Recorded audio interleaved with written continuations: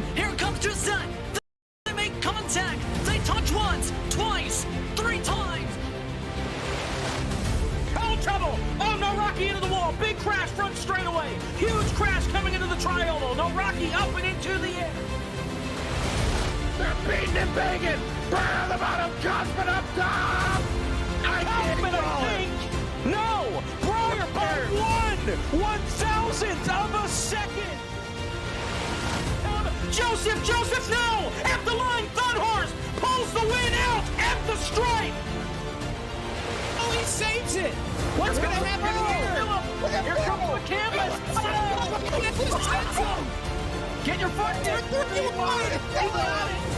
He's got it. He's got it. This is going to win.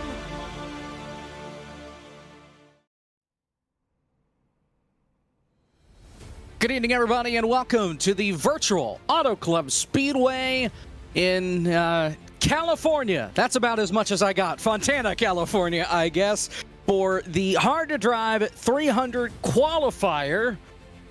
One of many, we're presuming. Nonetheless, for the Esports Racing League, it's the third last race of the season, and Brian Blackford helping us put this together with the Hard to Drive 300 qualifier. It's the winner of this race that has one spot locked in to the Hard to Drive 300 whenever that comes around. Glad to have you with us here from Auto Club Speedway. Jacob Hitz, Kenneth Bueno here with you for the call.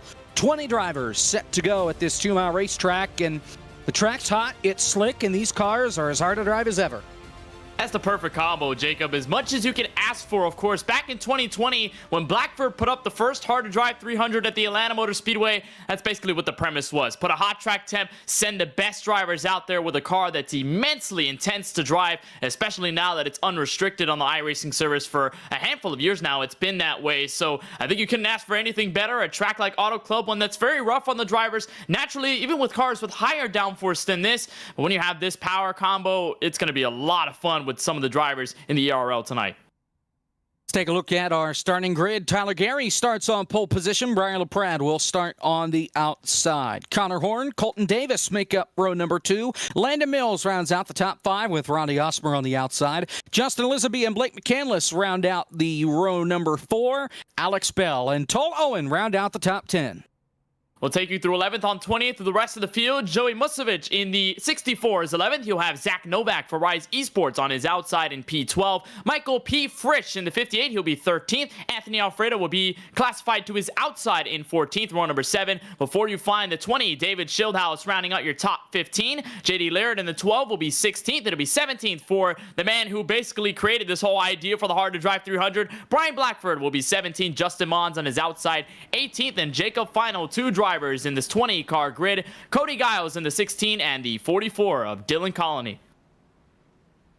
Musovic was the last one that actually set a time in qualifying. Novak on back did not get a lap down, whether that means they wrecked it both times around or just didn't feel like qualifying. 75 laps are up on the board here for this race tonight from Auto Club, and the winner from this race, as we mentioned, goes on to the Hard to Drive 300, gets their spot locked in. As for everybody else, they'll just have to try it again as we get closer and closer to this event actually happening. So Zach Novak did not grid. Neither did Alfredo. He's not racing, so officially 18 cars will take the green flag. And Novak is not sitting on pit road, so he may not even make the initial start. The field comes off corner number 4. The pace car heads to the safety of pit road. 18 drivers set to claw their way to try and make the Hard to Drive 300. We're underway for the Esports Racing League at California.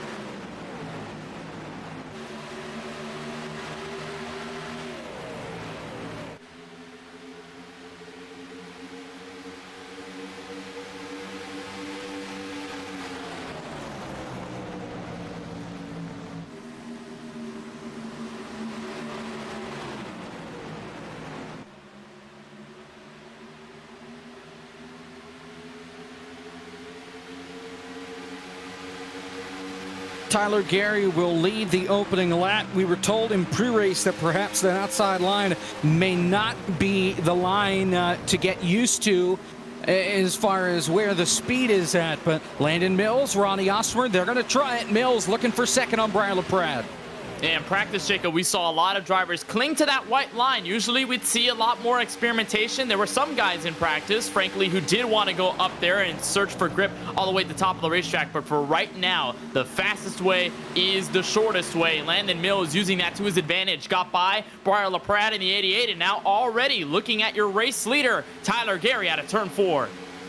Wonder if Briar's maybe saving tires. He gets kicked back to the 4th position. They have 3 tire sets on pit road to use if they need to, and Landon Mills shot out of a cannon on this initial start. A little loose up for that outside wall, but he's looking for the lead on Tyler Gary. Already the quick move, and already I think I'm going to turn on your point here exactly. It's probably saving tires here that may be costing some of the drivers early. Maybe Tyler Gary was in that clean air, wanted to just keep it easy for a while. Landon Mills, though, looking to push for track position, and that's exactly what he will get out of it in 3 and 4. He'll be in the race lead, but I think the other driver to follow suit you have to look at too, Jacob, is the 55, Ronnie Osmer. He's been following in the same tire tracks, just being aggressive in the opening 3 laps, and he's got second. So Zach Novak on the racetrack, officially 1 lap down. The leaders in turn 1. Novak just got off of corner number 2. So that's about how far ahead he is of everybody. He may get caught by the time this thing is said and done, unless we see an early yellow. Osmer taking that 2nd spot. Gary safe in the 3rd spot. 4th on back. Connor Horn has a bundle behind him with Brian LaPrade, Colton Davis, Joey Musevich, and Alex Bell. These are all guys, Jacob, looking to be on the very bottom. Of course, that 64 have basically no choice but to stay up at the top of the racetrack, still in that fight for P7 with the 15 of Alex Bell as they come across the front straightaway into turn 1. But all these guys right now looking to just keep their tires conserved and at least be as conservative as they can. And by that, it basically means going all the way to the bottom of the racetrack and holding that line. It is rather tough, though, Jacob, to keep it planted down there near that white line with these cars. Very intense to keep in a place without it trying to rip from your hands first. So hopefully we get to see these guys keep it calm for a while before we get to the next 70 or so laps to finish this race. Still side by side, though, between Bell and Musevich, but Musevich in the 64 putting up a solid charge in that very interesting Casey Kane paint scheme. Oh, and that thing stepped out big time coming off turn number 4. You also have to keep in mind, Kenneth, the fact that this track surface is the oldest one that exists. Pretty much. Now that they finally repaved Atlanta, I know they're going to try and bulldoze this racetrack and turn it into a short track, but as things stand at this moment, this is the oldest surface on the service. As the battle for the lead heating up, here comes Osmer looking to the inside. He has to retreat, though, and gets back into the slipstream of that 25. You know, and that was the thing that a lot of drivers were talking about, and basically one of the selling points, Jacob, of the initial Hard to Drive 300. It was at Atlanta Motor Speedway, but it was before the whole repave situation. Let's turn it into a super speedway type deal. But now that we have the legacy version of Atlanta, that scan from 2008, that surface also immensely old, and that's exactly what was part of the challenge. So I think adding a track like Auto Club Speedway with a surface that really rips apart the tires and all the bumps that could send you in so many different directions if things go wrong behind the wheel. It's one of the best parts about this Hard to Drive combo and all the things that Brian Blackford has been able to create as a pioneer in the sim racing community. As you watch the battle for the lead still on, Ronnie Osmer looking to the inside. He has not given up, but neither has Landon Mills. Oh, and Osmer almost got the apron. That car did not turn at the apex of the corner. That's going to allow Mills to pull away on that high side, and he will start to gap that 55. Meanwhile, the battle for 3rd. Here comes Connor Horn. Brian LaPrade giving him the push down the front straightaway, trying to get by Tyler Gary. You've got Colton Davis kind of waiting in the wings back there, but the pressure's on that 86. And the 86 basically stuck up top, and obviously we've seen that high line work, especially when it comes down to defense. But at some point, Jacob, if we stay green, that tire saving line at the very bottom is going to prevail at some point. And now it looks like Gary could have an opportunity to clear LaPrade. Indeed, he does for a moment. But now LaPrade will go back to the inside. So again, he's stuck up top. Same deal for the 14 of Colton Davis, who, I'll give him credit, Jacob, tried that very top lane up against that outside wall on the opening lap in 1 and 2. Fortunately, though, for the 14, he'll stay down low. It's that 86 of Gary who really has to watch out and needs to clear himself soon. Well, on that outside line, it's very hit or miss. Either you hit the outside wall or you don't when you're right up there. There's very little in between. You can't get that high up and not get in danger of wrecking the race car. And I think that's why we haven't seen many go up to that outside wall really aggressively, perhaps other than your top two, as Osmer goes to the outside, Mills goes to the inside. Let's see if Osmer can get a run up off the corner and reel in that 25 once again. And going off your point there about the fact that you either hit the outside wall or somehow you make the corner, you also have to think about that air bubble that takes you around the corner on the outside. When iRacing added that a while back, it loosens the cars up when you go up there. And then when you put in a COT that's already as loose as it can get, with the rear tires lining up at every given opportunity with such high horsepower, you go all the way up to the outside wall, and it's going to slicken off even more as Ronnie Osmer and Landon Mills, it looks like they're not afraid to try that outside lane going for the lead. Osmer looking down again to the bottom, but he catches the apron in 3 and 4, so Mills will hold on in the middle lane. Yeah. Oh, and Osmer really smoking the tires. He hangs on. Mills got a little loose as well. He kept it straight. Osmer, the only one to really light the tires up, but he holds on. He's going to lose a ton of time to Mills. That could allow Horn to start closing in that gap. The gap now, they were really close, the top two. Now it's almost 0.7 of a second. And now you got to think as well here, Jacob, with that instance by Ronnie Osmer, how badly did he wear the rear tires on that almost spin? And does that help these guys? Connor Horn, Brian LaPratt, Colton Davis, Alex Bell, who have spent the majority of this run so far as of lap 11 running that inside line, saving their tires as much as possible. I think if you're Osmer, you may have to start to worry just a bit. He's been running the outside lane. He's got some right front damage as well, so he's had to tussle with that safer barrier at some point in this opening run. So keep in mind, Connor Horn and company, they're going to start to arrive very quickly if this stays green. That last time by, 3rd through 8th, all faster than your top two. So these guys that are riding the bottom are really starting to close the gap in now. Connor Horn to Osmer, that last time by 0.3 faster for Connor Horn and company. They are a choo-choo train right now, and they are bearing down on this top two.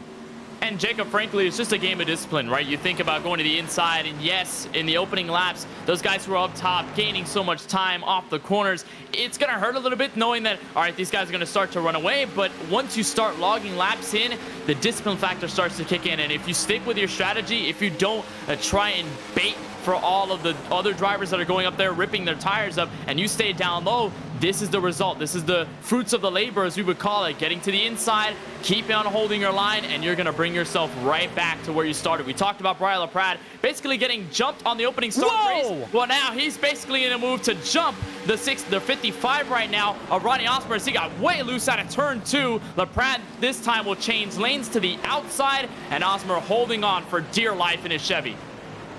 Osmer got a little crossed up there when Connor Horn completed the pass. He kind of looked to the outside line. There may have been a little bit of contact, and that's all it took. Osmer got really sideways, and he is paying the price now. Here comes the 14 of Colton Davis. He'll go by on the inside. The 15 of Alex Bell right behind, as well as the 86 of Tyler Gary. Osmer going to go back way up to the outside wall, riding that last seam.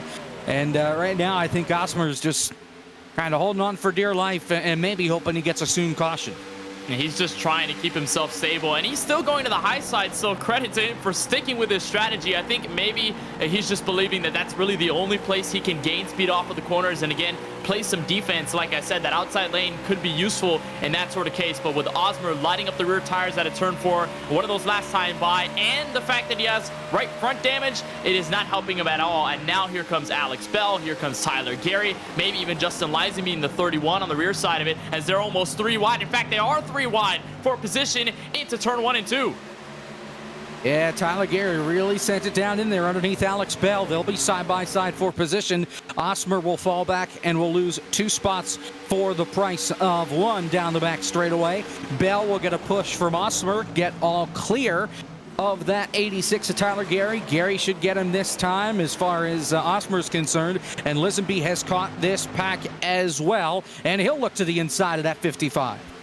And it's just all about Osmer again, like you said, hoping for a yellow, hoping for something to change so that he can go for those 4 fresh Goodyear Eagles and not have to worry about it anymore. We've seen so many times with this car of tomorrow that once you light up the rear tires and once you make a couple of mistakes, it is really going to punish you. These cars are unrestricted. There's really no limit to these cars horsepower-wise with the aerodynamic downforce configuration that you're giving as Osmer smacks the outside wall once more coming out at turn 2 on the back straightaway. It'll open the door here for Blake McCandless in the 71 and company to take position away, but at this point he's just hoping that the field slows down or something dramatic happens at the front of the field where he can escape, because it is not looking good. And the fact also, Jacob, that he is stuck in that middle outside lane as everybody's swarming him down low, it really doesn't help at all. Yeah, he's hoping there's a caution, and he's hoping he is not the caution right about now. Meanwhile, up at the front, Connor Horn, his lap times compared to Landon Mills, they've fallen off a little bit last time by. 43.06s for both drivers. Horn 5 thousandths quicker that last time by, so the gap has kind of stagnated here as far as this gap is concerned. LaPrade and Colton Davis staying right in line though and trying to push Connor Horn closer to the lead. And what I've wondered here now in this run as we're looking at the lap times comparatively between these leaders, I wonder if Connor Horn here, Jacob, was starting to push a little bit on Landon Mills, knowing that they got Osmer out of the way and knowing that basically the only thing that 67 could see is your leader in the 25. And there was more distance between Horn, LaPrade, and Colton Davis before this whole situation with Osmer happened in the last couple laps. So now they're starting to close in on that 67 while also closing in on your race leader. So we may have more than 3 horses fighting for P1 in a couple of moments. You're right on board here with your race leader, Mills, who has been holding the outside line since the very drop of the green, makes way for the bottom, and now here comes Connor Horn for the race lead. Connor Horn on the inside, looking for his first win of the ERL season. Mills won the Radical Elimination race back at Kansas a couple of weeks ago. Brian LaPrade also has a win or 2 this season. He won back at Atlanta in the Miatas in that photo finish. And he's going to try and go up the middle here, 3 wide for the lead. Connor Horn not quite clear of LaPrade. He's clear of Mills, though. Horn's going to slide up right in front of the bumper of that 35 of Brian LaPrade, and they'll be side by side for a second. Horn gets away, and Mills bounces it off the fence. If there's any part of the run here, Jacob, that you can hit that ignition switch and say, let's go, LaPrade is doing it right now as of lap 19. Could not push past the 67, but did a solid job breaking through in the middle in the 25. The Landon Mills machine basically holding on at the top of the racetrack. It'll open here for Tyler Gary into the top 5. Maybe Mills has some more space to clear himself and at least hold himself stable for the most part if we continue to remain this race under green. But for now, we'll just see how far he falls through the grid as Connor Horn will continue to lead this race. Yeah, Landon Mills and Ronnie Osmer, I'm afraid to say it, but them using that outside lane, Jacob, they tore apart their rear tires, and they're starting to really pay the price right now. Yeah, Mills has fallen back to 11th. With Brian Blackford closing in behind him. Mills right now holding on to P5, but he's got Lisenby peeking to the inside here on corner exit, and it looks like Mills is going to lose that 6th position as well. Yeah, Mills in the same place as Osmer, but you also have to consider here, I think Mills did a better job at holding his own ground, because yes, he is losing spots right now, but I don't think it was to the dramatic effect that Osmer had did. Unfortunately for Osmer, he's basically fallen back. He's put an anchor on his car right now, P12, as Brian Blackford looks to the inside on the back straightaway. But Mills did a better job to clear himself ahead of the field, used the clean air to his advantage in P1, and now that he's behind the 31 in between himself and the 15, there is more of a buffer. So there's a crash, big one in fact, and it does involve Osmer's machine. That's Justin Mons in the 41, the 16 of Cody Giles, and I think maybe, yes, that's exactly what Osmer was looking for caution-wise, but he's involved in it. For Osmer, he does not have a meatball flag, so that tells me it was not a tire, but we're going to have to take a look at this replay because this is an interesting cause for crash to begin with. A lot of damage for the 41 of Justin Mons. He has a meatball flag. He took a hard shot to the outside wall. You missed the start of the crash. Has nothing to do with Blackford. It's all on Osmer here, and Cody Giles nowhere to go as well. So he just goes up and hits the outside wall and trying to get off the wall. He loses it over the bumps, comes down the racetrack, comes back up nowhere for the 41 of Justin Mons to go. A hard hit to the outside wall for him, and nowhere for that 16 to go. No contact between the 55 and the 33. Yeah, none at all. I almost assumed that Blackford almost got into him, trying to stay behind on the back straightaway, but really it was just the 55 getting into the outside wall all by himself. And we talked about this car trying to rip away from your hands at every given moment. It does it the same way in the corners than it does on the straightaways, and with the fact that you've got this Auto Club Speedway, which one of the more unique features about this track is that it has a large amount of bumps on that back straightaway before entering turn 3. It got Osmer way out of shape, and that was basically enough to send him into the outside wall, to bring him back down the track, to send him up spinning, and then everybody, Justin Mons, Cody Giles, unfortunately getting caught up in it as they were trying to get away. But Jacob, I think this is what a lot of drivers, including your former race leader Landon Mills, was looking for: pit stops for the first time tonight. Yeah, a little trouble for Connor Horn. He got into his stall, had to back up, overshot the entry just a little bit. This caution does help Zach Novak, puts him on the lead lap. Briar LaPrade gets the most help out of it. He takes the race lead away over Tyler Gary and Colton Davis. Connor Horn drop kick back to 4th. Mills drops back to 5th. Then Alex Bell, Blake McCandless, David Schildhouse, Brian Blackford, Justin Lisenby is your top 10. With 22 laps complete, just shy of a third of the way through this race. Yeah, that could not have been a more perfectly timed caution for the 25 of Landon Mills, because he was basically there before that caution came out first time in turn 3, and now he's got to hold up the top 5, and he can learn from that first run. Hey, maybe that outside lane isn't necessarily the best to hold on to the entire time. I tried my line up there. Now I have the opportunity to stick with the field and be able to hold on to my tires for as long as I can. But what a stop there for LaPrade and Gary. Jacob, a super fast stop for both of them. And LaPrade, who was just holding his own up to P2, he's now got control of the restart. I think that's going to matter a lot for this number 88 as you watch Zach Novak come out of pit road. So there's Novak. He was the lucky dog back on the lead lap. So he uses his pit stop now. He'll come back around, be at the tail end of the field, and actually have a shot now since everybody is bunched up, and he'll be able to pass some folk. So 1 lap to green.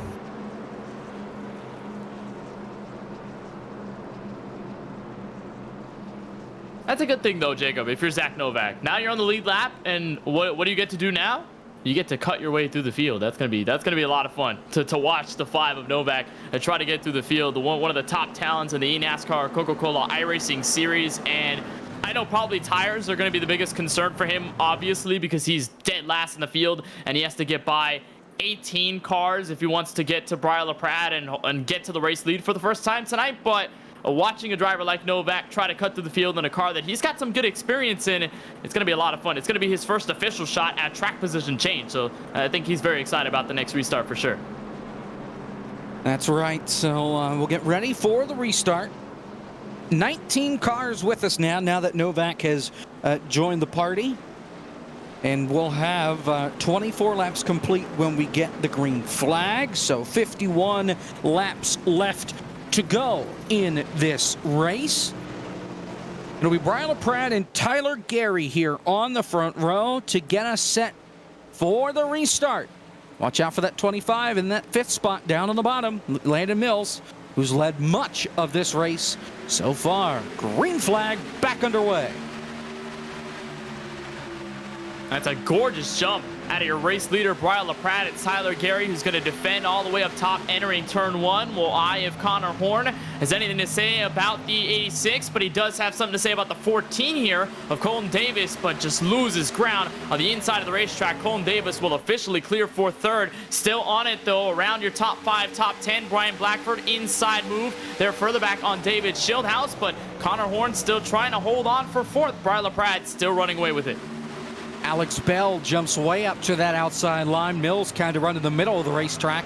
And I'm not sure Alex Bell learned much from the guys that tried the outside line earlier and had no help. But he's going to take over this 4th position, cutting down in front of Connor Horn. So he's going to use the speed to his advantage. Not sure his tires will be able to hold on, though. You know, and I almost thought there, Jacob, in 3 and 4 that the 15 was only just going to go to the outside just to get the run on that number 67 of Horn to at least clear him on the front straightaway and then rock the inside here to get around the number 14 of Colton Davis. But in fact, he's going to continue using the outside to try and get around that 14. Almost contact in a 3 and 4. We'll see if Bell will be able to switch lanes if he can clear Davis for third. But I guess Alex Bell is just saying, all right, I found there was some speed up there. Maybe I can just use some of that myself. He's not able to clear the 14, though, on the front straightaway, at least for now. Now he does into turn 1. Solid move. So he'll take the third spot away, but he's got a long way to go to catch up to this top 2 of Brian LaPrade and Tyler Gary. Tight battle for 5th on back, though. Connor Horn, Landon Mills back here as well as Blake McCandless sneaking up toward the top 5 for the first time tonight. And Blake started back in P8. We haven't talked about much of that assist Dodge Charger. I think, frankly, Jacob, the only Dodge Charger in the field. We saw a handful of them in the Hard to Drive 300 a couple of years back in November, but McCandless rocking the Dodge colors tonight. And looking to the outside of Connor Horn. I don't think we've talked much about the middle lane, but I think now that we've got some rubber on the racetrack, Jacob, and these drivers have expanded their lines a little bit throughout the opening run, that middle line has some merit to it. Now it's got more rubber there in that part of the racetrack as Landon Mills runs high, almost makes it 3 wide coming out of turn 2, but McCandless using that middle to his advantage. He's going to get packed into some traffic, though. Colton Davis going to make the block, and Mills going to go to the inside of Connor Horn. About almost 3 wide is Connor Horn way down in the middle. Mills is going to send it in on the bottom. He'll slide up, trying to find the grip toward the back bumper of McCandless. They'll be staggered almost 4 wide off turn 4, but they figure it out. And Alex Bell under some pressure with that 14 of Colton Davis. And if there's one thing, Jacob, that you don't want to do here at Auto Club Speedway, a track that's very wide and very fast, is get the right front starting to scream for grip, and you get that understeer effect, and that car just wants to travel up the bumps into the outside wall. We haven't seen much of that so far, thankfully, in the opening 29 laps of this race in ERL, but that is a very big possibility as here comes Tyler Gary to the inside. Remember Alex Bell, he's been walking the top. He's going to make it bottom 3 wide for the lead. LaPrade holding on top, but Tyler Gary to the middle, and Gary to the lead. A big send from Alex Bell on the bottom, and that may put that 35 out of not 1 but 2 positions off turn 4. He gets the run on the high side, though. He'll re-clear Alex Bell, and he'll be side by side, almost contact with Tyler Gary, headed down into turn number 1. I think that was just 2 guys fighting for the same piece of real estate, trying to side draft. Tyler Gary takes the lead. And what that did there for LaPrade, I was almost afraid that Breyer was just going to start to change lines and he was getting his hand forced. Now he does it again with the 15, getting a run up top as he slams the outside wall and the bumps on the back straightaway going into turn 3. I almost thought LaPrade was going to hold the middle and try to get the run back on Gary, but decided to back out of it. Looks to the inside, and guess who's in the party now, Jacob? Blake McCandless in the 66. Whoa. As there's almost contact between that's Colton Davis and Landon Mills. We will stay green, still side by side for second. Matter of fact, side by side for the lead. Here's Bell up top. There's no almost. There was contact that pushed that 14 up the hill. But here comes Alex Bell up on the outside. That Michael Waltrip paint scheme trying to rip the outside line and take the lead for the first time. He's got the run. He's got the speed. He is all clear. Alex Bell to the front here at Fontana. Side by side for third. Here comes McCandless using that outside line to his advantage. One of the biggest movers all race long, apart from, I believe, that 33 that you mentioned, Brian Blackford, who stepped up from 17th on the starting grid tonight up into the top 6. So a nice move up through the field for the 33s. He hangs right in front of the 14 of Colton Davis. But a spoiler here in the mix, Blake McCandless, outside move on Brian LaPrade. I think he's been holding it in, Jacob, for the opening run, and now starting to unleash it here as we're approaching halfway of this 75-lap race. Again, uses that middle, stays composed, and will be to the outside of Tyler Gary for second. Side by side for that second spot, Blake McCandless sneaking up there in that 66 in the Dodge, trying to, part of the pun, charge his way up to the front. He's gotten himself up to second, and now he needs to know how to get by that Napa machine of Alex Bell. Yeah, no doubt about it. That Dodge does not look domesticated at all as he hangs in the draft here of the 15. Draft is also a big thing that we really haven't talked about. A track this big at Auto Club Speedway, these cars going as fast as they do, you are going to need at least some draft to hang into the pack, but it is not mattering right now for Blake McCandless, who steps to the outside, and that middle line, I think, now has as much merit as you can ask it to have. As he goes to the top, Alex Bell will have to just hold on to the bottom, and he will get P2 out of it, basically relinquishes the race lead. Gary to the inside, and I think maybe, Jacob, we've entered the part of the run where those tires are going to start to fall off on the 15, and he'll end up in that cliff that we saw the number 55 of Ronnie Osmer have earlier in the race. Yeah, I think Alex Bell is going to go bye-bye here, but we'll have to wait and see. He hangs on for now, stays out in front of Tyler Gary, going to try and put together another charge on that 66 of McCandless. 3 wide for third. Here comes Landon Mills. How about 4 wide for second in turns 1 and 2, with Mills trying to get through the middle as well as Gary. You've got Bell up top. He's a little sideways. Mills backs out of it. There's still 3 wide. Yeah, Mills saw a dangerous situation and said, no way, I am not going to fend 4 wide out of turn 2. And almost neither did Alex Bell, but he got the run out of the second corner, and in fact, he was switch over to the inside. Crossover on your race leader. Alex Bell still has not yet hit the cliff, surprisingly enough, as we're 34 laps into this race. He was stayed down low, and this is going to help Jacob the draft run with Tyler Gary. That may give him the extra push to stay to the inside of the 66, but in fact, it does the opposite effect, and McCandless will hold on to P1. Bell will try to go to the outside once again and see if he can get that to work for him this time. Instead, he loses a little bit of time on entry. He'll get it back on exit. Gary cannot clear that 15. In fact, he'll drop in behind the 15 once again, but Alex Bell does not gain much of any time on your race leader. Now, reverse. Here goes McCandless. He goes top. Bell will go to the bottom. Gary will follow him, and this might be a battle for the lead coming off turn 4. Let's see how much McCandless gets coming off the corner. Well, he got quite a bit. He'll hang on. And we're seeing more experimentation out of that 66, because earlier in this race, he was reluctant to stay as low as he could go on the very bottom next to that yellow line, specifically in turns 1 and 2. But now that he got the middle line working, and now that he's got more comfortability in this car as he took over the race lead, I think now is his chance to say, hey, I've got some clean air. I've got a nice solid gap to second, as maybe Tyler Gary will fend for that spot against Alex Bell sooner than later. I can try some different things, see what works and see what doesn't. This time by, went to the inside in 3 and 4, I guess, took a look at that high lane that last time through and said, nah, that's probably not the place I want to go. So he'll hold on to the bottom. Gary is going to look to give the push. Actually, never mind. He'll go to the inside. Help from Brian LaPrade on the move for second. They'll be side by side for second. Some good battling behind him as well. Landon Mills, Connor Horn all over each other. David Schildhaus entering the picture back there. A lot of guys we haven't talked about. Ronnie Osmer is back on the outside and sneaking his way toward the front, as well as the 58 of Michael P. Frisch. He's been radio silent since the drop of the green flag. That 58 amp machine starting to, well, amp it up. He's starting to get himself toward the top 10 as Bell once again trying to work on Tyler Gary on the inside. Gary in the middle. Bell washes up a little bit. Let's see how much of a run Gary gets on that high side. Here comes Colton Davis with a good charge as well.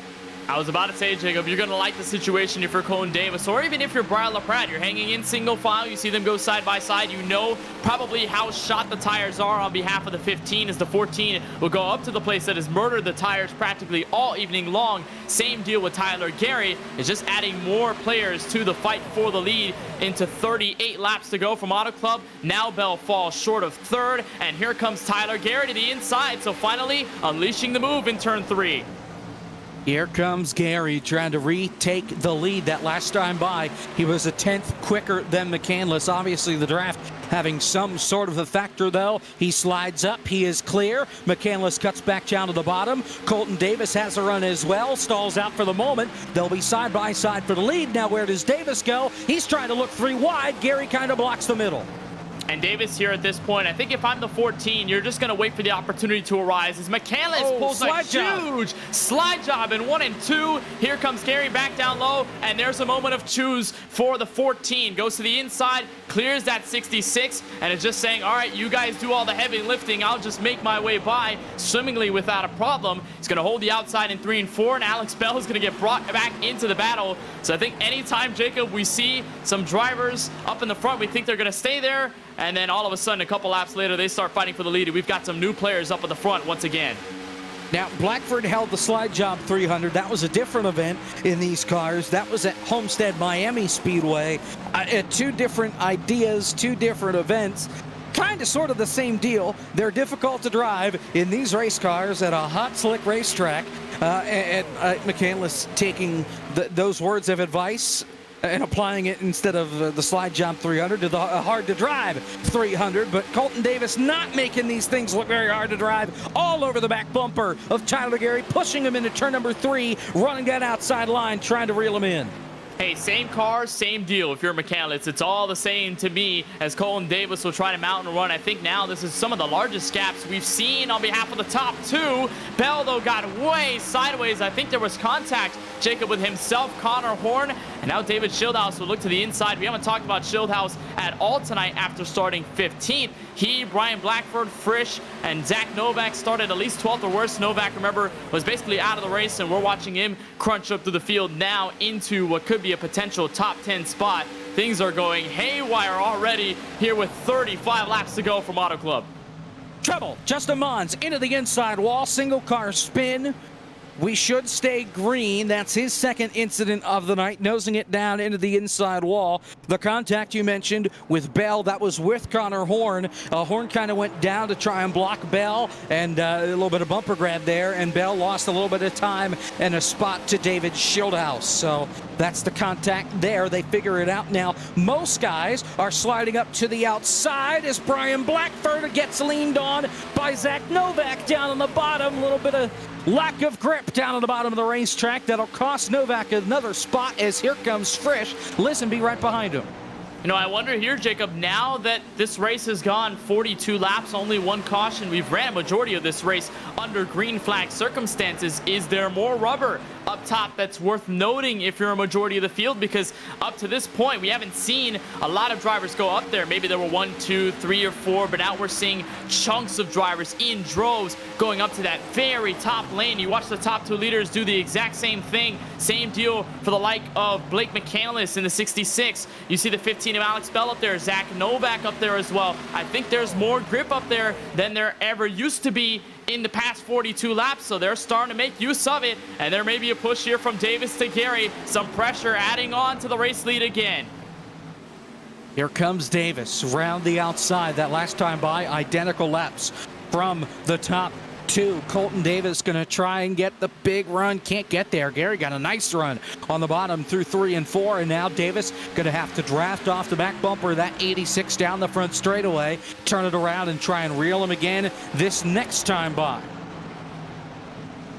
He's going to try to keep himself there for as long as possible. There's one thing in racing to obviously get around a driver, but there is another art in staying behind one and making sure that you cling on to the rear bumper and you can force them into a mistake because they're so close. You see a driver right on your rear side and you say, all right, I need to fend him off for as long as I can. Maybe that pushes Gary into a different scenario where he's forcing that car to do something that it doesn't really want to do, and Colton Davis can take advantage of that, as Colton Davis practically almost loses the car coming out of turn 4. I don't think that helps if you're the 14 trying to put some pressure, but there is an art in that. So I think Colton Davis is just trying to do that, making sure he can build enough momentum for a potential pass. The only thing is he may have to worry about it charging Brian LaPrade, who's holding the outside in 1 and 2, and by the way, is catching your top 2 at the moment. It helps to not be in a battle if you want to catch the race leaders that are battling, and that's where Brian LaPrade sits right now. That last time by, though, he was a 10th off. Both Davis and Gary were past the halfway point. This time by, we'll have just 30 laps to go. One car off on the back straightaway. That's Cody Giles, and he will tow it back to pit road. So no caution for that. Again, single car deal. And I think that was more just pulling off the track and giving up. Yes, he has left. Yeah. He has gone home. Tyler Gary continues to lead the way. Colton Davis lost a little bit of time that last time by. Brian LaPrade, though, he did not in that 35. You know, in that last time by, Brian LaPrade set a 43.167. Not faster than your leader, Gary, who set a 43.130, but definitely faster than Davis, who set a 43.220 that last time by when they crossed the stripe. So LaPrade is coming. He's on the way to the top 2. And we may see, again, 3 cars in the battle for first As you look further back to the field, this is Justin Lisenby in the 31. Remember, Zach Novak started basically from the pits, was 1 lap down earlier on in tonight's race, got the lap back out of our first and only caution tonight, and he's worked his way up to 8th. So hasn't been the biggest recovery for Novak. I definitely expected a lot more, but still Novak doing a lot of solid work in that racing is for Virginia, or Virginia's for racing lovers. I was about to say racing for Virginia lovers. I don't know if that makes any sense. But anyway, the machine of Zach Novak now working on Alex Bell, who definitely, I believe, Jacob, has reached that cliff on tires. There's a big crash. That's Musovic in the 64, who went up and over out of turn 2, but somehow we will stay green. He snap oversteer up into the outside wall, did a couple of kick flips on his head, and then landed back on all fours. Here's the replay. He's back here battling with J.D. Laird, and whoa, what a wild ride for Joey Musovic. Obviously, he has his fast repair that he can use. He's off the pace now. Looks like he might come down onto pit road, and he will this time by We Stay Green. But Colton Davis starting to reel in Tyler Gary little by little. The gap is down inside 0.2 of a second, just 2-3 car lengths. I think that was the first time, Jacob, I've ever seen an overcorrect scenario here in this race. Most of the drivers get loose and they're able to save it, or at least they chase it down the track. We never saw a driver go all the way up into the outside wall and chase it up the hill, but unfortunately there for the 64, going to have to use that fast repair like you said, and he basically will be out of this race if it stays green. And you are right, Colton Davis is still putting on the pressure. I think he lost a little bit, got loose a couple laps back, and it maybe hurt his confidence just a little bit, but now that he's got the muscle memory working again, he's got his rhythm back in shape, now is the time to pressure that 86 once more, and again, potentially force him into a mistake, or just get by him in a clean textbook pass as the tires are starting to fall off, and make something happen and potentially avoid Brian LaPrade getting added into the mix. I think that's the last thing you want if you're that 14. Here they come off turn 4. A little side-by-side action for 4th back there. That's McCandless and Connor Horn. Couple more coming onto pit road. Alex Bell, Brian Blackford making the call. Obviously, they cannot make it on fuel the rest of the way from our last restart, so they will have to make some sort of pit stop, whether it's under green or if we do get a caution flag. These two going to make the call. They're going to come onto pit road right now and take advantage, take 4 tires, take some fuel, get back out there, and I think we're going to have some more folks come onto pit road this time by.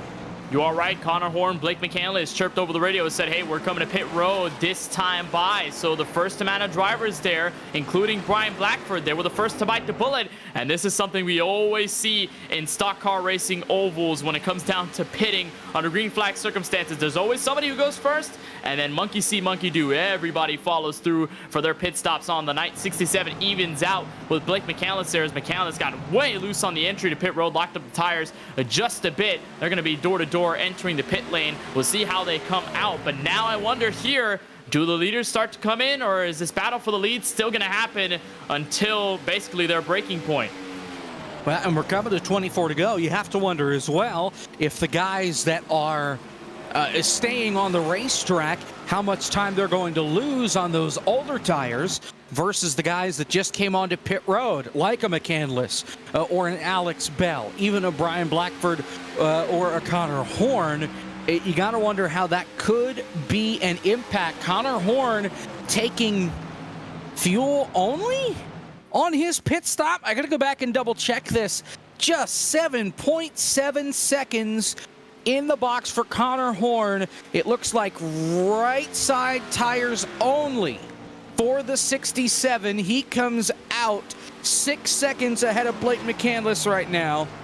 Very interesting call to go with 2 tires at such a rough racetrack on a green flag run.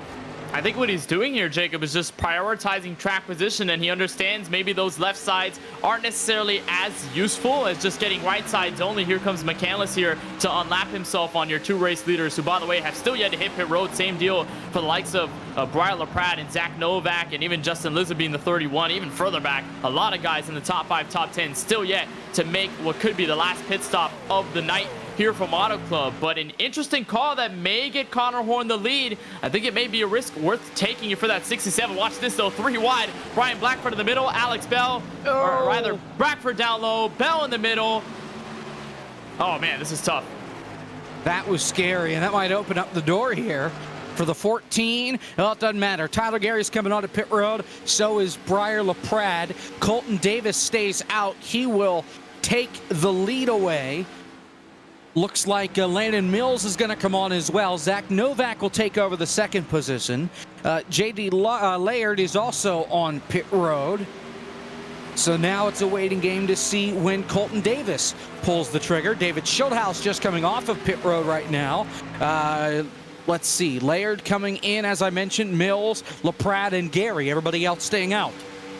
And this is a three-way tussle as well for that second spot. You saw the 31 get by Novak. I'm not sure if Novak and company are going to look for pit road this time by. I think for Novak and for Frisch, answer actually is no. Apart from Frisch, Fish will come in. The other two will stay out. But I think I saw there that the pass for the race lead almost... Frisch is spinning! Frisch has crashed into the inside wall on pit road.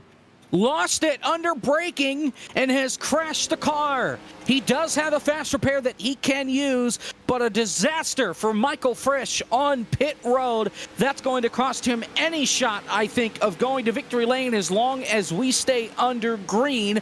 Connor Horn, by the way, the only guy to not take 4 tires and fuel. He took 2 tires, everybody else doing 4 freshies.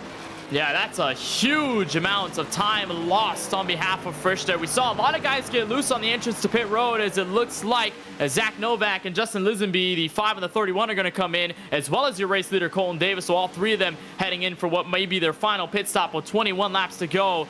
But we saw some drivers get loose, locking up the brakes, but never to that magnitude. And Frisch, I think, being the only one, frankly, making that mistake, that is going to cost him dearly. And you are right, it may get him out of a shot of even winning this race or even having a chance for maybe the top 5 by the time this race is over if it stays green. There's Ronnie Osmer, who stayed out. We saw him in a crash earlier on tonight to bring out our first and only caution so far in this race, Jacob. 33 laps on a stint. Same deal for Tao Owen in the 09. We're going to see them come down pit road at some point. This call is definitely not going to last that long, but now this definitely helps Connor Horn here. 2 tires on the call, some good distance between himself and Blake McCandless. The car next, and he'll be up to the challenge to take the lead with 20 to go.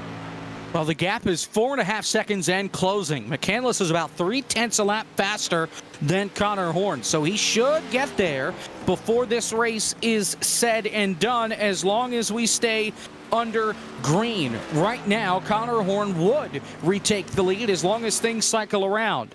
But Osmer and Owen staying out for yet another lap. We'll see if they come in this time by Osmer. Just for comparison, you see Owen there going into turn number 1. Osmer just went into turn number 3. So about half the racetrack in between our top 2 right now.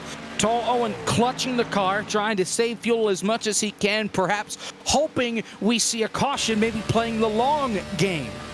Yeah, he's definitely hoping, and I think hoping is an understatement here, because you watch on board here as he's going into 3 and 4, he's got some heavy right side damage. He smacked the wall a couple laps ago. That car is basically suffering out on the racetrack as he comes out of turn 4. He needs something drastic in order to get back into the race, or at least have a chance at winning this thing, being in track position. And there you look at Connor Horn, who's holding on to third, 3.8 seconds between himself and Blake McCandless. It is a tough scenario right now. I think Owen may come down pit road sooner than Osmer does, even though he's clutching just because of the state of his car right now. It's been so tough to drive that 09 those past couple laps. As you watch a potential battle here, this is LaPrade underneath David Schildhouse and former race leader Tyler Gary, the 3rd car back. Yeah, this is 7th, 8th, and 9th right here. You've got Alex Bell just up the road in the 6th spot, plus Brian Blackford, who has come around to be in the 5th spot. So it appears if you stayed out later on, you lost some track position. And if you pitted early, you leapfrogged a couple of folks. Schildhouse in the thick of it here. Blackford ahead of these guys. Remember, both Gary and Briar pitted after all of these guys in front of him. Blackford, McCandless, Connor Horn, even Schildhouse. Yeah, I think the biggest gain is going to be with these guys now that the discrepancy is larger than most, as you watch them go casually 3 wide in a turn 1 and 2. That's Tyler Gary in the middle and almost gets into LaPrade there. Schildhouse holding on to the very bottom, but this is going to help the 35 here. It's going to help LaPrade. It's going to help Tyler Gary, that they've got at least maybe 4 3 or 4 laps, fresher tires, and for McCandless, Connor Horn, Brian Blackford, their difference is usually just about 1 or 2 laps, give or take. So the discrepancy is going to help here for LaPrade and Shieldhouse. I think time is just going to be the biggest concern now that we're entering 15 laps to go. There's not many laps left, especially if we stay green. So LaPrade and Gary are going to try to do all that they can as they're breaking through here on Alex Bell. This is entering, or it could be entering the top 5 if they can get to Brian Blackford in enough time, which they definitely Here comes will. Osmer. Yep. So Ronnie Osmer makes the call. He's coming to pit road. There's tall Owen. The gap is half a second between Owen and Connor Horn. Horn has already made his pit stop. So here comes Connor Horn. Tall Owen washes up the racetrack. And Connor Horn is going to take the lead right here. So there goes that strategy. Meanwhile, Brian LaPrade is passing Brian Blackford for 4th position right now. This is going to break down the defense that McCandless had compared to the guys on fresher tires. So now you've got about 2.5 seconds between Horn and McCandless, and maybe a second more before the guys that are on the freshest tires, like LaPrade, Tyler Gary, and David Shieldhouse. Yeah, that defense is definitely broken, but even for Horn, it breaks it even more. I know that Tal Owen is there. He's in the 09. He's hanging through in a second, but his car is so slow on the oldest set of tires and clutching. I don't think that it's really going to matter here to help Connor Horn buffer-wise. So things are just broken open completely, and we've got wide open war grounds for all of these drivers to go at it for position, especially there for McCandless, who's just going to be all by himself. He's got some draft up ahead from Owen, but he's going to make this pass in 1 and 2, and it's just going to invite LaPrade, Gary, Shieldhouse, all those guys to just leapfrog and destroy him on the racetrack. We'll just have to see in 14 laps to go. A straightaway pass here on the 09. It'll be fairly easy for Gary and company, but it's just going to be so tough to see who gets where at the end of it and how the tires matter as well. And he's also got to try and figure out a way to pit road. He can't really do that when he's got faster cars trying to pass him on the bottom of the racetrack. Perhaps he'll pit within the next lap or so. We'll have to wait and see. Connor Horn is your race leader with now 13 laps to go. He has yet to win a race this season. This is his 5th start on the season. Had a couple of top 5s, a couple of top 10s. Has not been in a position, though, to go to victory lane this season. He's trying to beat Blake McCandless. He has not gone to victory lane this season. Brian LaPrade in 3rd has. So has Tyler Gary. He went to victory lane, I believe, when we were at Richmond in the modifieds. Then you've got David Shieldhouse, who has made 5 starts this season. He has not gone to victory lane this season. So out of our top 5, a 3 in 5 chance that we've got a first-time winner coming out of this race tonight. 12 laps to go. Well, it's going to hurt there for Connor Horn because not only is he still losing time to second on back, he just struck the outside wall, brushed it for a moment at a turn 4, so that's going to lose him some more time. We almost had an attempted pass with McCandless trying to play some defense on Brian LaPrade in turn 3. This time it's going to work for a moment to hold him off, but still, you cannot ignore the presence of that Ford Fusion. Brian LaPrade is definitely charging his way to the front. A block here by McCandless to just put him in the dirty air. LaPrade, though, will have the better run at a turn 4, and Connor Horn can easily see all these cars in the rearview mirror. We're coming down to 11 laps to go, and this race far from over tire-wise. 11 to go this time by. Here comes Breyer. Underneath, side by side with McCandless, and Connor Horn is hoping that these two stay knotted up for a while. Problem is, that's your battle. It's over. Brian LaPrade takes over the 2nd position. McCandless tries to gather a run. This may open the door for McCandless to try and get by Connor Horn. Horn takes the defensive line down the back straightaway. That's going to open the top side for LaPrade. He goes to the middle. McCandless goes way up on the outside, and the fresher tires will prevail. Brian LaPrade retakes the lead, coming to 10 laps to go. But remember, Jacob, LaPrade isn't the only one on this fresher set of Goodyear Eagles, because here comes Tyler Gary in the 86, a potential outside move here. He's going to get a block sent by the 67, but he's going to work the outside in turn 1. It'll work for Gary now. McCandless will also take place up at the top of the racetrack in a turn 2. Gary's stuck in this hornet's nest, just trying to tiptoe his way out of it, and it may hurt his chances of going for the race lead against that number 88 of Brian LaPrade into 10 laps to go. But Gary's still a huge pillar in this battle as he goes to the inside for a second.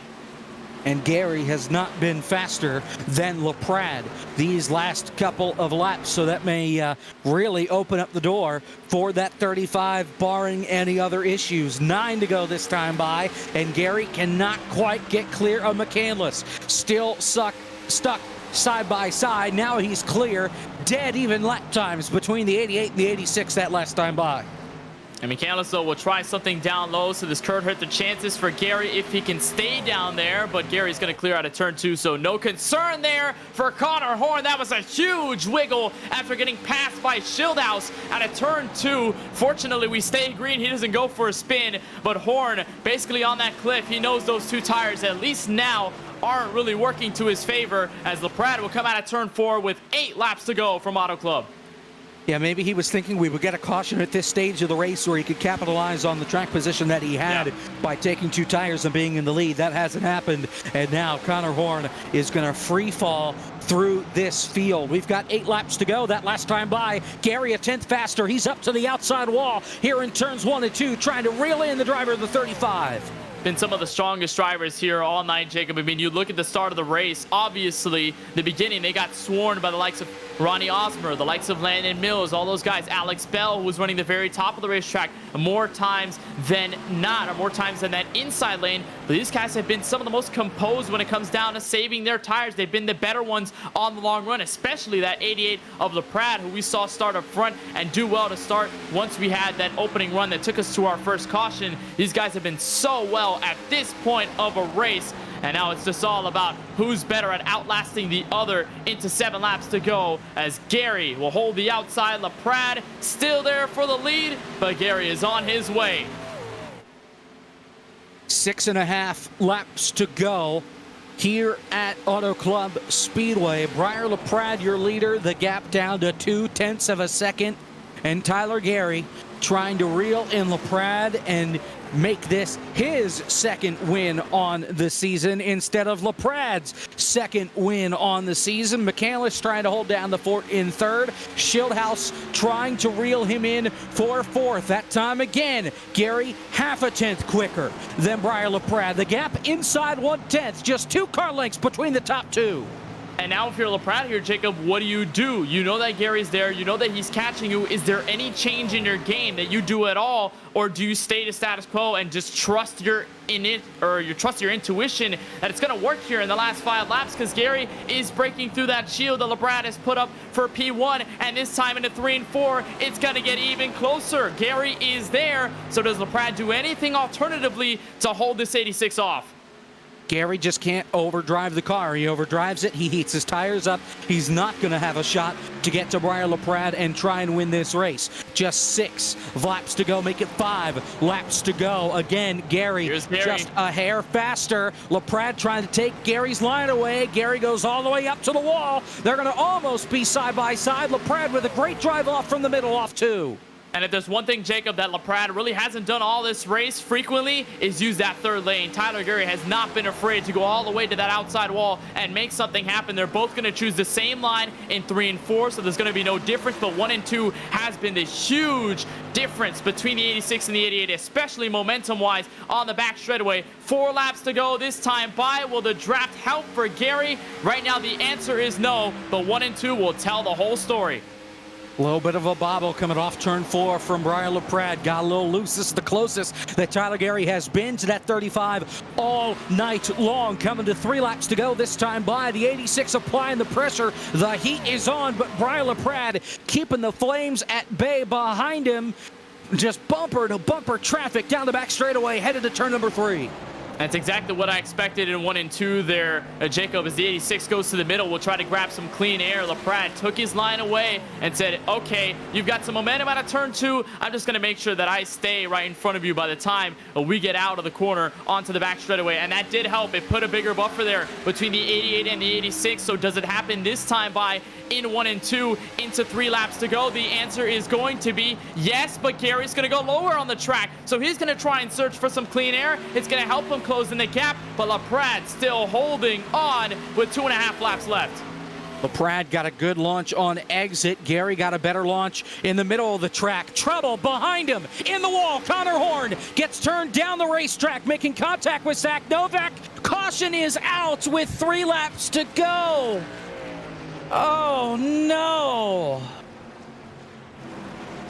Oh, no. We're going to overtime, and we may have had the finish of the year ripped away from our hands for a spin involving Connor Horn after contact with Zach Novak.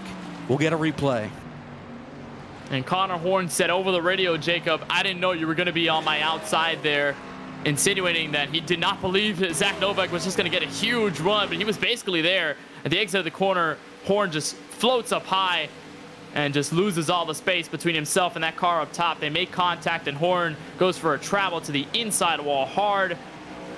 And then for the rest of the story, I mean, it's just tough there between the two, just fighting for the same space. And as Horn went sideways, Novak had stalled it on the back straightaway all by himself. You look even further back here, that's Horn. There's a tough situation there. We talk about the discrepancy of tires and how big they were specifically from some of the drivers, especially that it stayed out so long and pitted last. I mean, Novak was just trying to force his way through in the last laps, and now we've got an even playing field as the whole field, Jacob, will come to pit road for what could be the final time. I would hope it's for the final time, as everybody will come on to pit road. The guy you see staying out is Toll Owen. He's a lap down, so he has the free pass. He'll get himself back on the lead lap. We're going to have at least one attempt at a green-white checker. We have 3 if we need them, as here's the money stop.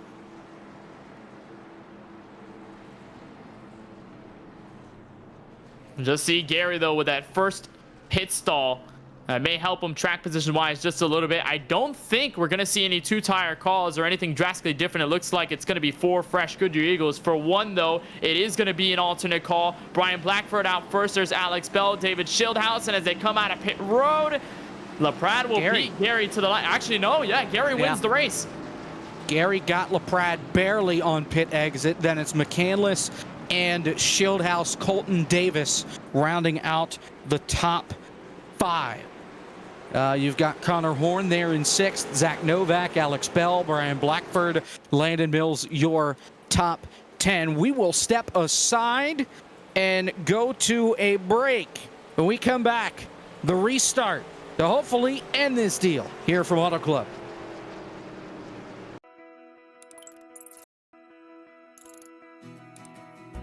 iRacing is a sim racing game that combines a true-to-life racing experience with an online community of virtual racers from all around the globe. iRacing offers a multitude of officially licensed cars and tracks, laser scanned with millimeter accuracy. Their car models and mechanical systems are based on real-world physics, engineered in cooperation with manufacturers and race teams. Their skill license system ranges from rookie to pro, ensuring members are always pitted against those with similar skill sets. Members are able to sign up for a weekly race series, compete in time trials, host a private race with friends, and participate in racing leagues created and run by the community. With over 170,000 members, iRacing works in partnership with renowned motorsports organizations like NASCAR to deliver virtual races based on the real-life NASCAR Cup Series, as well as many other series on the NASCAR ladder. iRacing also features team racing, providing a variety of options for members to create and manage their own teams. Race with friends or real-world teammates in full-length endurance events like the 24 Hours of Daytona, Spa 24, or the Bathurst 12-Hour. Additional partners include IMSA, World of Outlaws, Supercars, and IndyCar, allowing members to race in their very own Indianapolis 500, Bathurst 1000, Chili Bowl, and many more iconic events. This is iRacing, delivering the most authentic racing experience short of getting into a real race car. Sign up today at iRacing.com.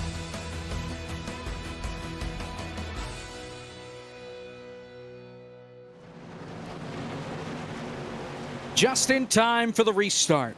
Green-white checker attempt 1 of 3. Brian LaPrade, Tyler Gary on the front row. McCandless, Shieldhouse, Connor Horn, your top 5. Let's see if we can find out who's going to the Hard to Drive 300. Green flag in the air. 2 laps to go here from Auto Club. A great launch out of the gate from Brian LaPrade. Tyler Gary and Blake McCandless battling for the second position. They try to fan out behind him. Here comes McCandless. He's going to look for that second spot. Tyler Gary going to go up all the way toward the outside wall. Here comes Colton Davis in that 14 down on the bottom.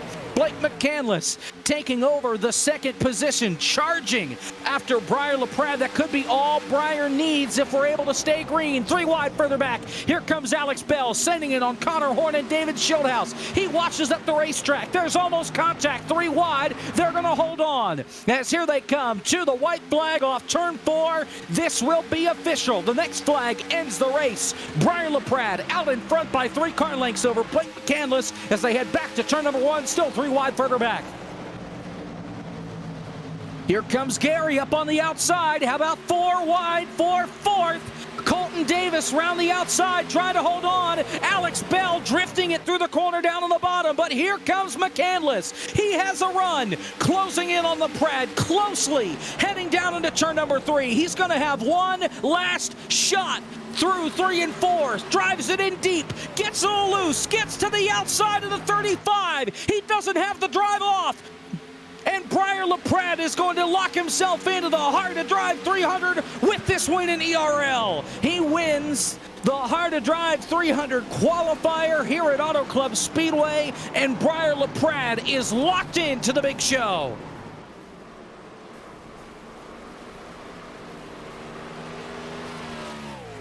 Blake McCandless comes home in 2nd. Tyler Gary finishes in 3rd. Colton Davis 4th. Connor Horn, a good rebound. He was the caution to send us to overtime. He finishes 5th. David Shieldhouse will finish in 6th. Zach Novak finishes 7th. Alex Bell 8th.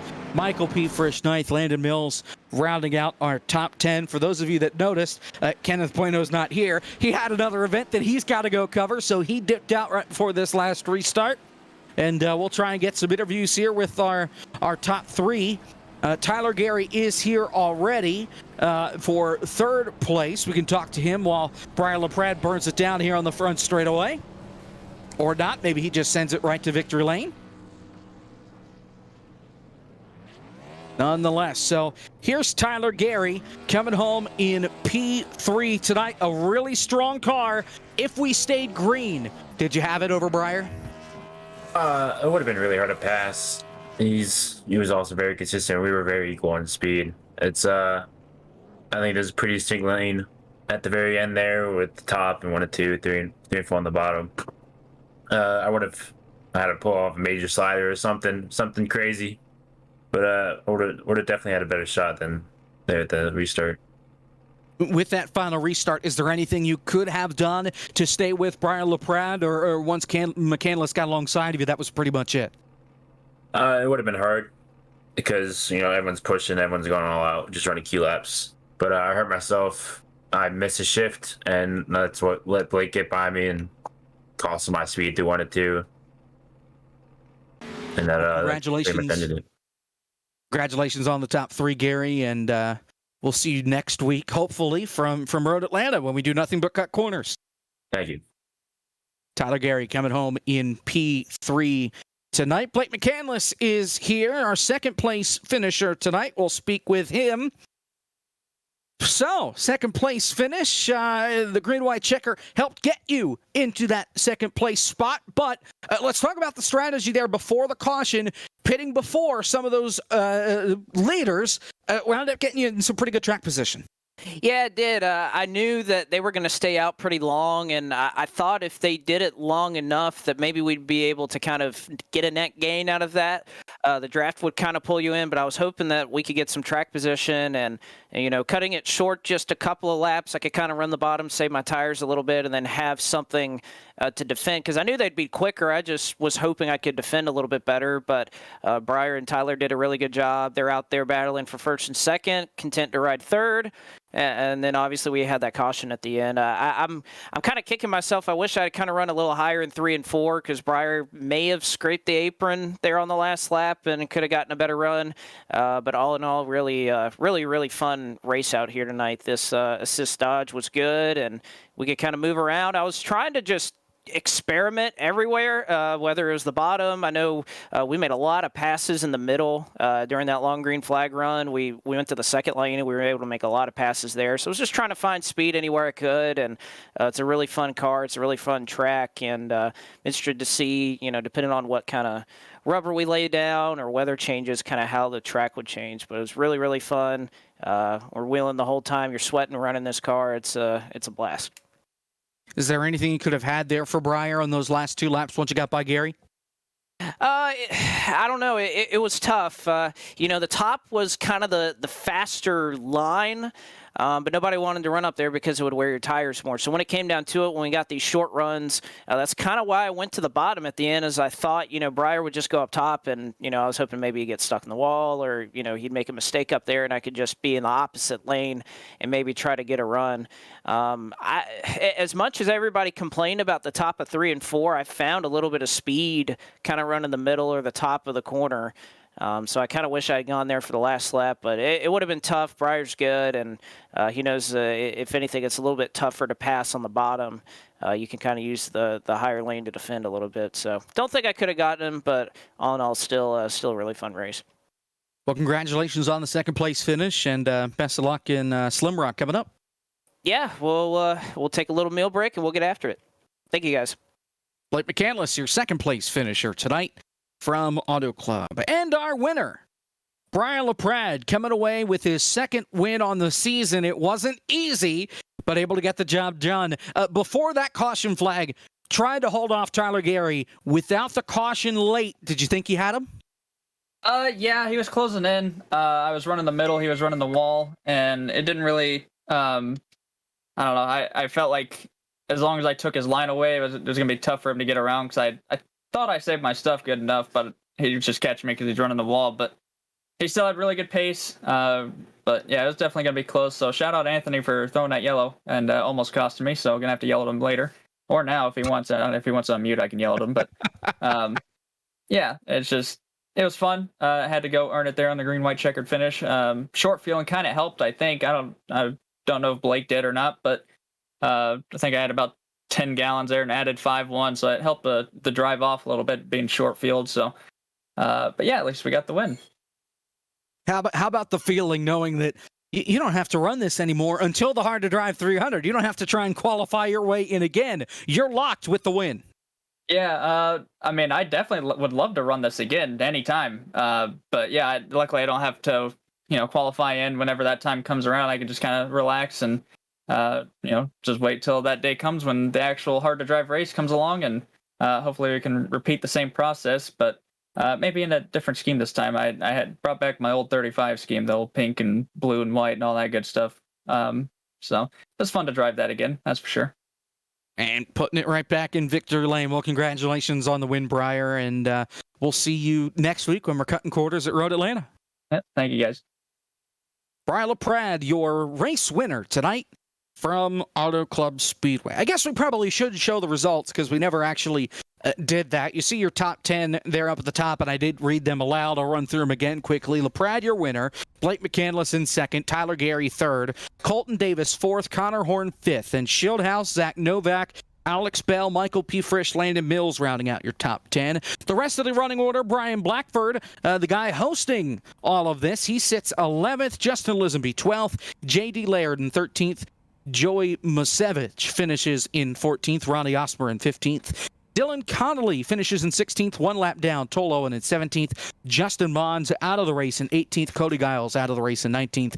And Anthony Alfredo, the league owner, did not turn a lap. So, where do we head next week? As I've already mentioned, we're going to Road Atlanta. And we're going to be cutting a lot of corners there next week.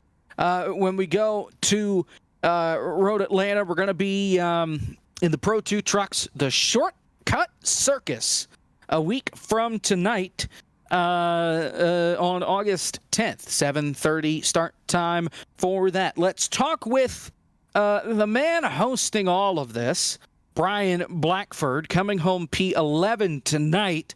certainly a great tease, if you will, to the main event, because that was a heck of a lot of fun. Yeah, I'm really happy with what I saw there. I was thankful to get a setup from Thomas Lewandowski last night. So shout out to him.